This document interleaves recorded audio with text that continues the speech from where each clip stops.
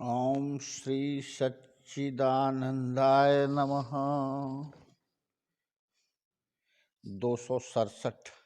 एक मनुष्य ने प्रश्न किया कि राजा और राज्य के अधिकारियों में क्या बातें होनी चाहिए और आपस में उनका क्या व्यवहार होना चाहिए। राज्य को ठीक ठीक चलाने के लिए क्या क्या काम करना चाहिए। श्री गुरु महाराज जी ने फरमाया कि राज्य में चार का घनिष्ठ संबंध होता है: प्रजा, राज्य के अन्य सेवक व अधिकारी, प्रधानमंत्री एवं राजा। पहला, प्रजा यदि स्वराज्य चाहती है तो शुभ कर्म करने वाली बने। अपने राज्य में उसको पूर्ण विश्वास और श्रद्धा होनी चाहिए। राजा को भगवान का स्वरूप और उसका प्रतिनिधि समझना चाहिए। वह प्रजा के कर्मों के फल का दाता है। प्रजा उत्साही हो। आत्मा और राज्य की रक्षा और स्वतंत्रता उत्साह पर निर्भर होती है। आलसी और निरुत्साही को सफलता कभी प्राप्त नहीं होती। दूसरा, राज्य के सेवक और मंत्री इंद्रियाजीत, लोभ व स्वार्थ रहित, पक्षपात रहित एवं परिश्रमी होने चाहिए। आलसी, सुस्त, कामचोर, अपनी जिम्मेदारी से बचने वाले और दूसरों पर अपनी जिम्मेदारी डालने वाले न हो। तीसरा, प्रधानमंत्री पर ही राज्य का अधिक भार होता है। राज्य के ठीक चलाने का वही जिम्मेदार होता है। राज्य विशेष के लिए मंत्री ही संपत्ति है, इसलिए वह उत्तम गुणों वाला होना चाहिए। काम, क्रोध, लोभ, मोह, स्वार्थ सब प्रकार के पक्षपात से रहित, रात दिन थकावट रहित काम करने वाला हो। हर प्रकार का उत्तरदायित्व लेने को तैयार हो। राजा प्रजा और सेवकों से किसी प्रकार की आशा न रखता हो। आशा के वशीभूत प्रिय वचन बोलने वाला, अर्थात हाँ में हाँ मिलाने वाला जी हुजूर न हो। सच्ची बात कहने में निर्भय हो। परामर्श और नीति को गुप्त रखे। जैसे मंत्र एक कान से दूसरे कान में पहुंच गया तो उस मंत्र को खुला समझना चाहिए। बुद्धिमान, तर्कशास्त्र का जानने वाला तथा नीति वार्ता में दक्ष हो। चौथा, राजा राज्य निर्माण में सबसे उत्तम भगवान का स्वरूप और प्रतिनिधि माना जाता है, इसलिए भगवान के सभी गुण उसमें होने चाहिए। जिस प्रकार भगवान सब सृष्टि का संचालन, पालन और रक्षा करते हैं, उसी प्रकार राजा को जीव मात्र के साथ ऐसा व्यवहार और बर्ताव एवं भाव प्रकट करना चाहिए। जो गुण प्रजा, सेवकों और प्रधानमंत्री में होने चाहिए, वे सब उत्तम गुण राजा में हों। वह सदाचारी और शुभाचारी हो। सदाचार से भी शत्रु पर विजय प्राप्त होती है। सब राज्य कार्य आरंभ करने से पहले राजा को चाहिए कि मंत्री की संपत्ति प्राप्त करे। साम दाम दंड भेद का जानने वाला और इनका ठीक प्रयोग करने वाला हो। शत्रु दमन के लिए दंड नीति ही मुख्य होती है। दंड का ठीक विधान न होने से प्रजा अनुचित कार्य करने लगती है। दंड का आश्रय लेकर ही राजा प्रजा की रक्षा कर सकता है। दंड ही राजा को शक्तिशाली बनाता है। राज्य विकास के लिए प्रजा की अनुमति अनिवार्य है और उसका सहयोग मुख्य बात है। राजा की सफलता का यह सबूत है कि प्रजा प्रसन्न हो और देश धन्य धान्य से पूर्ण हो। पशु पक्षी भी बिना कारण न सताए जाएं। यदि जनता असंतुष्ट हो और राजा को सहयोग न मिला तो राज्य क्षीण हो जाएगा। राजा अपने कर्मचारियों की पूरी देखभाल रखे। अगर वह शुभ आचरण वाला न हुआ तो राज्य में अशांति फैल जाएगी, घूंसे थप्पड़ बढ़ जाएंगे, अन्याय होने लगेगा। प्रधानमंत्री सुयोग्य हो, उसकी सहायता बगैर राज्य ठीक नहीं चल सकता। राजा का वैभव संपत्ति बढ़ाने में है। निर्धन राजा स्वतंत्र नहीं रह सकता, मगर संपत्ति बढ़ाने में प्रजा पर अति कर बढ़ाकर लूट खसोट नहीं मचानी चाहिए। राजा का कार्य है अलभ्य का लाभ, जो प्राप्त है उसकी रक्षा और वृद्धि, फिर उसका उचित खर्च या प्रयोग। पड़ोसी राजा आदाय या मंडल कहलाते हैं, जिनसे संधि या विग्रह होते हैं। पड़ोसी से परे वाले राजा से भी मेल रखना चाहिए। यदि वह आक्रमण करे तो पड़ोसी रोक लेगा। अगर पड़ोसी बहके तो उसको उकसाकर पड़ोसी पर आक्रमण कराया जा सकता है। अगर राज्य दुर्बल और क्षीण हो तो शत्रु से संधि कर लेनी चाहिए। अगर अपना राज्य प्रबल हो और जीत निश्चय हो तो संधि न करे। शत्रु जब दीन अवस्था में हो तब उससे युद्ध ठाने। शत्रु के प्रयत्नों और चेष्टाओं और पड़ोसी राज्यों की किन किन राष्ट्रों से क्या क्या संधि है, इन सब बातों का अपने गुप्तचरों द्वारा ठीक ठीक पता लगाता रहे। जब अपनी शक्ति क्षीण देखे तो किसी बलवान राष्ट्र को अपना मित्र बना ले। राज्य विरुद्ध संगठन करने वालों और राज्य विरोधियों को नष्ट करे। प्रजा में सब लोग एक ही स्वभाव के और शांति प्रिय नहीं होते। यदि एक भी गड़बड़ करने वाला हो तो उसी के कारण उपद्रव उठ खड़ा होता है। इसलिए राज्य को एक ही प्रधान या केंद्र के अधीन होना चाहिए। अगर प्रजा नीति संपन्न और शुभ आचरण वाली हो तो प्रजातंत्र भी चल सकता है, अन्यथा नहीं। प्राप्त राज तभी टिकता है जब उसके कार्यकर्ता स्वार्थ और लोलुपता रहित, जितेंद्रिय और शुभ आचारी हो। जितेंद्रिय होने पर ही श्रीयुक्त रह सकते हैं। राज्यमूलम उन वैजह जितात्मा शर्वाय। 268। एक मनुष्य ने अर्ज किया कि जो अवतार होते हैं वे नई बातें चलाते हैं। जो संत महात्मा रसूल पीर पैगंबर होते हैं वे अपनी 1.5 ईंट की मस्जिद अलग बना लेते हैं। इससे मनुष्य मात्र में विरोध फैल रहा है। उनकी आवश्यकता ही क्या है? पहले जिस अवतार ने या संत महात्मा ने नियम स्थापित किए थे, क्या वे ठीक नहीं थे? और अगर ठीक थे तो उसमें शोधन की क्यों आवश्यकता होती है? श्री महाराज जी ने फरमाया कि अवतार होने की आवश्यकता तो श्रीमद् भगवद गीता के अध्याय 4 के श्लोक 7 में है। यदा यदा ही धर्मस्य ग्लानिर्भवति भारत अभ्युत्थानं तद्धर्मस्य तदात्मानं सृजाम्यहम्। और किस काम के लिए वे अवतार लेते हैं और क्या करते हैं, यह श्लोक 8 में साफ साफ लिखा है। परित्राणाय साधूनां विनाशाय च दुष्कृतां धर्म संस्थापनार्थाय संभवानि जुगे जुगे। इसमें तो कुछ कहने की ज़रूरत ही नहीं। महात्मा पीर पैगंबरों का काम भी अवतारों की बनाई और स्थापित की हुई लकीर और नियमों के अनुसार होता है। देश काल पात्रों की गति और गुणों के अनुसार घटा बढ़ी का विचार रखते हुए होता है। जब तमोगुण बढ़ जाता है और तमोगुणी मनुष्यों की संख्या अधिक हो जाती है तो धर्म के अनुसार मर्यादा कायम करनी पड़ती है आदि। जिस देश में काल के परिवर्तन से मनुष्यों का तमोगुण कम हो जाता है वह गुलामी का निषेध करते हैं और ऐसे कामों को रोक देते हैं। प्रायः प्रत्येक मजहब में आपस में कई कई फिरके बन जाते हैं। मसलन ईसाइयों में कुछ बपतिस्मा ठीक और ज़रूरी मानते हैं, दूसरे फिरका वाले उसकी ज़रूरत ही नहीं समझते। कुछ सेक्रामेंट को मानते हैं, कुछ उसको मानते ही नहीं। कुछ शराब का निषेध करते हैं, कुछ कहते हैं शराब पीना जायज़ है। हजरत ईसा ने शराब बनाई और पी और अनुगामियों और साथियों को पिलाई। इसके पूर्ण त्याग की कोई आवश्यकता नहीं, सिर्फ युक्तिपूर्वक आचरण होना चाहिए। हजरत ईसा का उपदेश है कि अगर कोई एक गाल पर तमाचा मारे तो दूसरा भी उसके सामने कर दो, और उसके अनुयायियों ने बैठे बैठाए महायुद्ध आरंभ कर दिया। सन 1914 ईस्वी से अब तक कितना खून खराबा हुआ है, कहाँ यह खून खराबा और कहाँ हजरत ईसा का उपदेश। मुसलमानों में भी बहुत मतभेद हो रहा है, यानी शिया सैयद सुन्नी आदि फिरके हो गए हैं। नमाज अदा करने के ढंग में भी कुछ अंतर है। कोई मुसल्लाह पर सजदा करते हैं, कोई उस पर एक गिटक या कोई चीज़ रखकर उस पर सजदा करते हैं, कोई ताजियादार हैं, दूसरे इसको बूत परस्ती कहते हैं, समझते हैं।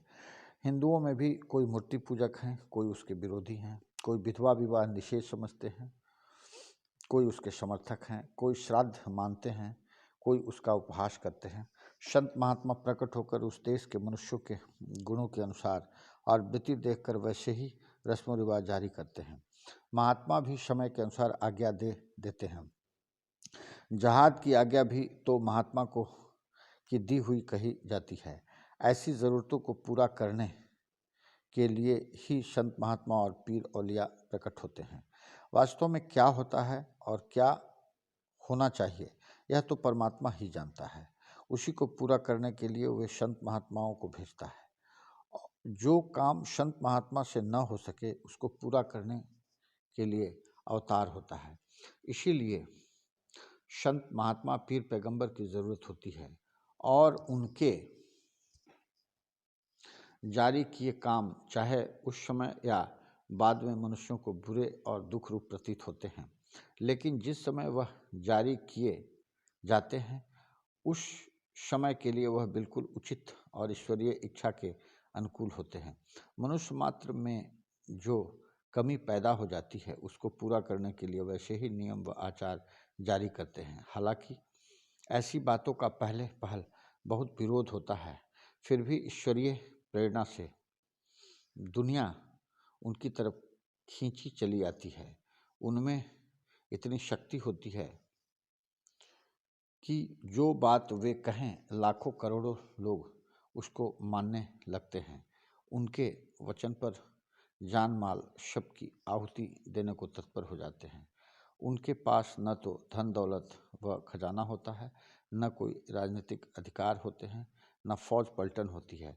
फिर भी बड़े बड़े राजा महाराजा और बादशाह उनके सामने घुटने टेक देते हैं। चाहे कि पहले उनको जेल खानों में ठूंसा जाता है, नाना प्रकार के त्रास दिए जाते हैं, उपदेश देने और मुंह खोलने तक की मनाही होती है। सिर्फ एक परमात्मा की सहायता के बल पर वे डटे रहते हैं और विजय प्राप्त करते हैं। हज़रत मोहम्मद साहब को ही लीजिए, उनका उपदेश थोड़े ही समय में दुनिया में खूब चला और पूर्व पश्चिम दोनों तरफ पुरानी दुनिया के छोर तक फैल गया, जैसे जल के ऊपर तेल की बूंद फैल जाती है। उनके काम देखने में भिन्न भिन्न होते हैं, वास्तव में वे सब कार्य ईश्वरीय इच्छा को पूर्ण करने के लिए होते हैं। ऐसे समझिए कि एक मनुष्य खेत में हल चलाता है, दूसरा वाहन फेरकर उसको बराबर करता है, तीसरा उसकी क्यारियां बनाता है, चौथा उसको बोता है, पांचवा उसको सींचता है, छठा रखवाली करता है, सातवां काटता है, आठवां वर्षा कर वाहन चलाता है, नवा उसको वर्षा कर अनाज और भूसा अलग अलग करता है, दसवां संसार के पालन के लिए अनाज सबको पहुंचाता है। यह सब काम अलग अलग दिख पड़ते हैं, करने वाले भी अलग अलग हैं, लेकिन सबका काम और सब काम एक आदर्श को पूरा करने के लिए किए जाते हैं। इसीलिए किसी को छोटा कहना अनुचित है। यह सब आकाश में तारों के समान चमक कर संसार को रोशनी पहुंचाते हैं।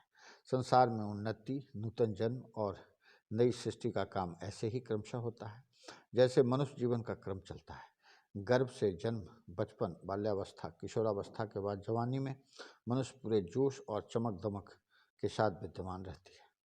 269। एक मनुष्य ने प्रार्थना की कि आजकल जुर्म बहुत बढ़ते जाते हैं, जुआ, चोरी, धोखा धड़ी तो आजकल कोई जुर्म ही नहीं। यह तो ऐसा समझा जाता है जैसे भाव की घटा बढ़ी। इसका कारण यही समझ में आता है कि सज़ा कम है। पहले कोई चोरी करता था तो उसका हाथ काट देते थे, उससे लोग जुर्म करने से डरते थे। श्री गुरु महाराज जी ने फरमाया कि सज़ा की स्थापना और बात है, उस पर स्थिर रहना और बात है। देश काल पात्र और देशवासियों की प्रकृति का लिहाज रखते हुए ही सज़ा स्थापित करनी चाहिए, लेकिन इनको काम में लाना बड़ी बुद्धिमानी की बात है। इसके 4 दर्जे होते हैं: नसीहत, गैरत, इबरत, फजीहत।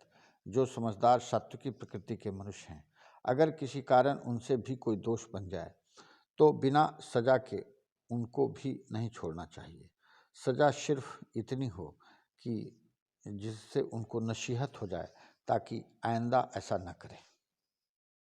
राशि प्रकृति वाले दोषी को गैरत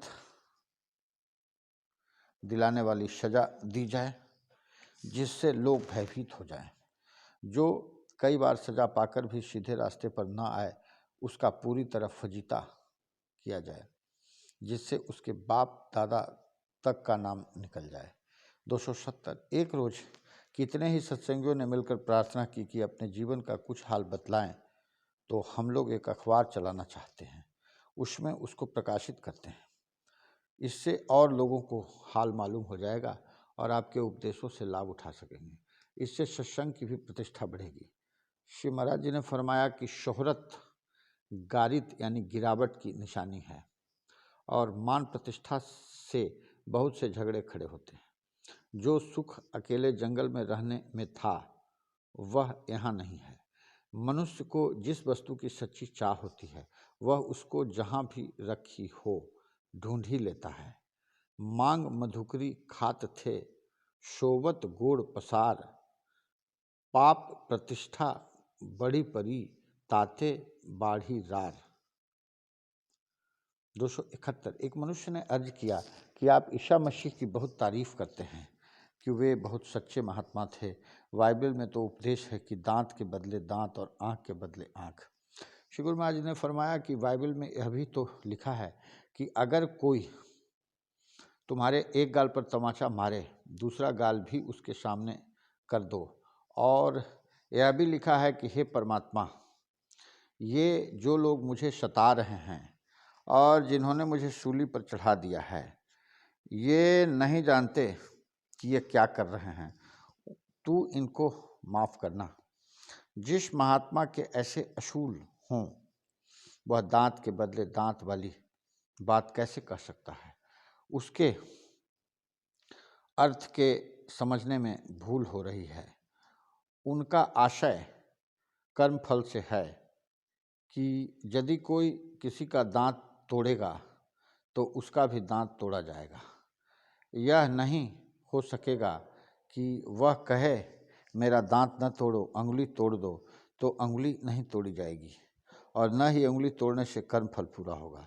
इसलिए अपनी जिस वस्तु का नुकसान नहीं कराना चाहते हो वह नुकसान दूसरे का मत करो। यदि अपनी आँख प्यारी है और उसकी रक्षा करना चाहते हो तो दूसरों की आँख मत फोड़ो और समझ लो कि जो दुख आँख फूटने से तुमको होता है वही दूसरे को होगा। 272 एक मनुष्य ने प्रश्न किया कि जब कभी राजनीतिक चर्चा छिड़ जाती है तो आप बिल्कुल चुप साध लेते हैं।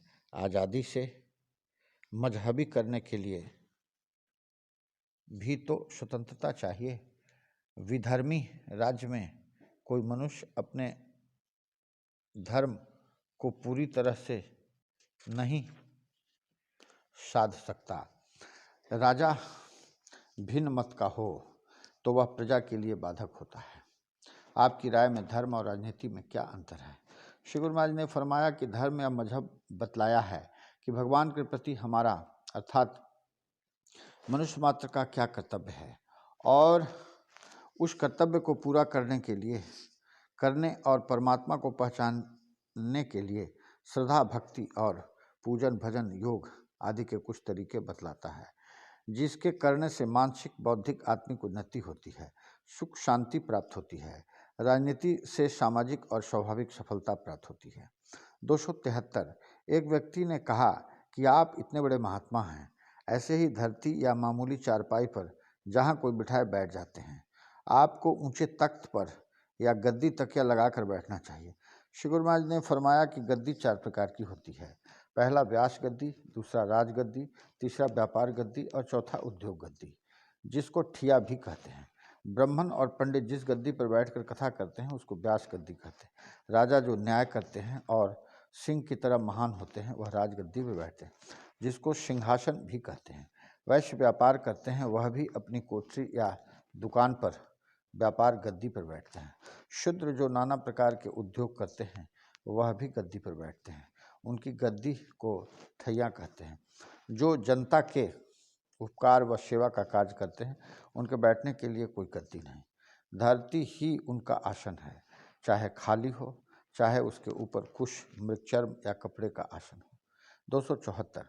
एक रोज इरशाद हुआ कि ज़रूरत, औरत, बालक और अंतरात्मा की प्रेरणा मनुष्य को काम में लगाते हैं। 275। एक रोज सत्संग में एक सेवक ने कहा कि जब अपने आप को भी मुश्किल से ठीक और पूरी तरह न जान सके तो फिर दूसरों को कैसे ठीक प्रकार जान सकते हैं। सर्व परमात्मा तथा ब्रह्मात्मा ही दूसरे को अच्छी तरह जानते हैं। 276। एक रोज इरशाद हुआ कि फजीहत, फ़र्ज व कर्ज में फ़र्ज सबसे पहले अदा करना चाहिए, लेकिन हमारा ख्याल ऐसा है कि कर्ज इससे भी पहले अदा करना चाहिए। 277। एक रोज इरशाद हुआ कि आज़ादी ख्याली और कल्पित हैं, जबकि कुल की रस्म, देश का रिवाज, बिरादरी की पंचायत, राज्य का कानून, गुरुजनों की आज्ञा का पालन, शास्त्रों की मर्यादा आदि के बंधनों में मनुष्य फंसा है और उनकी जंजीरों से जकड़ा हुआ है। 278। एक मनुष्य ने प्रश्न किया कि जात पात के बारे में आपका क्या ख्याल है। श्री महाराज जी ने फरमाया कि भगवत भजन और पूजन में तो हम कोई जात पात में अंतर नहीं समझते, हरि को भजय सो हरि का होई, लेकिन इसमें इनकार नहीं कि जात पात धीरे धीरे उन्नति और विकास का मार्ग है, मन, आत्मा और बुद्धि की तरक्की होने का साधन है। 279। एक मनुष्य ने अर्ज किया कि आजकल सच्चाई को मिटाने की हर प्रकार से कोशिश की जा रही है। श्री महाराज जी ने फरमाया, सच्चाई को समाप्त नहीं किया जा सकता, चाहे जितने यत्न कर लो, वक्त पर उसके ऊपर पर्दा डाला जा सकता है, लेकिन बड़ी खराबी यह है कि बुराई उसकी जगह ले लेती है और अपना रूप प्रकट कर देती है। 280। एक रोज सत्संग में जिक्र हुआ कि आजकल का जीवन कला और विज्ञान पर आधारित है। धर्म का महत्व सामाजिक व्यवस्था के साथ इतना कम हो गया है कि कोई इस विषय पर बात करना भी पसंद नहीं करता। आज कला का महत्व है, आज कला का महत्व धर्म से भी ऊपर हो गया है, बल्कि यूँ कहना चाहिए कि कला स्वयं एक धर्म बन गई है। आज धर्म युग नहीं, कला व विज्ञान युग है। धर्म लोगों के जीवन को सुरक्षित और सुखदायी बनाता है, लेकिन अब भय और क्षति का कारण बन गया है। बिना धर्म के लोग मदान्ध हो गए हैं और अविश्वासी बन गए हैं। आजकल का धर्म लोगों को एकता के सूत्र में बांधने की बजाय आपसी भेदभाव का कारण बन गया है। धर्म के नाम पर मारधाड़, अत्याचार, मिथ्याचार, कपट और लड़ाई के अखाड़े बन रहे हैं। कला, कौशल और उद्योग ने धर्म को उठाकर एक कोने में रख दिया है। दुनिया में तो धर्म की ग्लानि हो गई है और दिखलाने को बुराई और अधर्म को मिटाने का यत्न कर रहे हैं। इतना विचार नहीं कि भगवान की बनाई सृष्टि में बुराई कैसे हो सकती है। अपनी मानसिक सृष्टि में जब बुराई बढ़ रही है तो उसी को बाहर निकालना चाहिए। 281। एक रोज सत्संग में यह प्रश्न चला कि मनुष्य दरअसल सामाजिक प्राणी है, अकेला नहीं रह सकता। सब प्राणी एक दूसरे के उपकार से बने हैं और बनते जाते हैं।